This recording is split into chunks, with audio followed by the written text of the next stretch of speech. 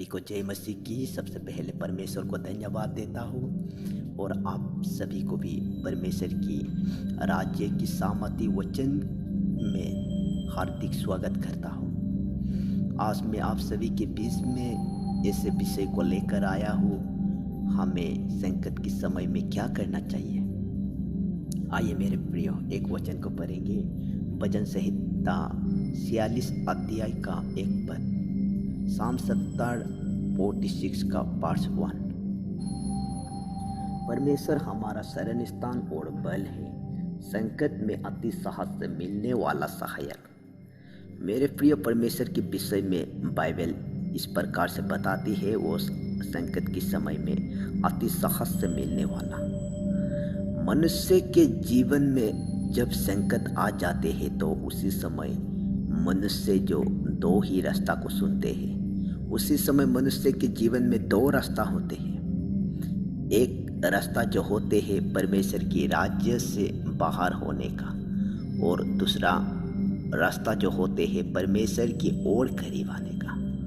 परमेश्वर की राज्य से बाहर होने वाला मार्ग, जो रास्ता जो उसी पर चलते हैं, उसी मार्ग को जो ले लेते हैं संकट के समय में, उनका जीवनों में इस प्रकार से होते हैं। वो ऐसे सोचते हैं, मैंने तो प्रभु यीशु मसीह को उद्धार करता मानकर ग्रहण किया, प्रभु यीशु मसीह के नाम में बपतिस्मा लिया है, प्रभु यीशु मसीह को मैंने उद्धार करता मानकर ग्रहण किया, और प्रभु यीशु मसीह के द्वारा मुझे भी परमेश्वर के पुत्र होने का अधिकार मिला है, और परमेश्वर को मैंने भी अपने आदर मान लिया है। फिर भी हमारे जीवनों में ऐसे दुख क्यों, ऐसे कठिनाई, ऐसे संकट क्यों आ जाते हैं? ऐसा सोचकर वो निराश हो जाते हैं, उदास होकर परमेश्वर के राज्य से बाहर हो जाते हैं।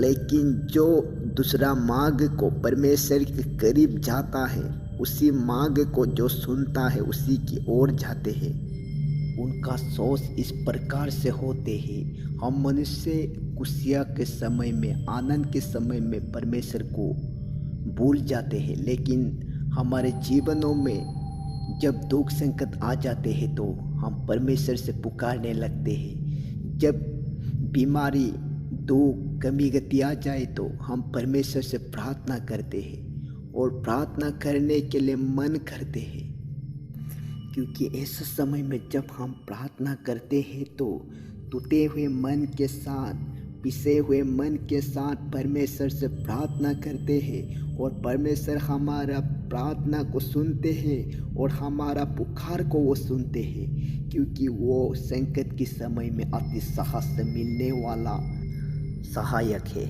इसलिए उनके जीवनों में जितना भी कठिनाई, जितना भी संकट, दुख आने पर भी ऐसे बातों को वो आनंद की बात समझते हैं, क्योंकि ऐसे समय में वो परमेश्वर की करीब ओर आते हैं। इसलिए प्रियजनों, आज आपके जीवनों में दुख से, संकट से, कमी गतियों से भरा हुआ है तो आपके आगे में दो मार्ग है। एक मार्ग जो होते हैं परमेश्वर के राज्य से वंचित होने का मार्ग, और दूसरा मार्ग जो होते हैं परमेश्वर के करीब आने का। परमेश्वर के करीब आने वाला मार्ग में संकट से भरा हुआ होते हैं, फिर भी इसी मार्ग पर ही आप चलना है, क्योंकि जो व्यक्ति इस मार्ग पर चलते हैं वो परमेश्वर के करीब आते हैं, और परमेश्वर को साहस से मिलती है, और उसी का पुकार को ही परमेश्वर सुनते हैं। इसलिए मेरे प्रियो, आपके जीवनों में भी संकट से, दुख से, कमी गति से भरा हुआ है तो इन बातों को आप आनंद की बातें समझना है, क्योंकि परमेश्वर की ओर आप भरने के लिए, परमेश्वर के करीब आने के लिए यही आपके समय है। प्रभु इस वचन के द्वारा आपको आशीष दे।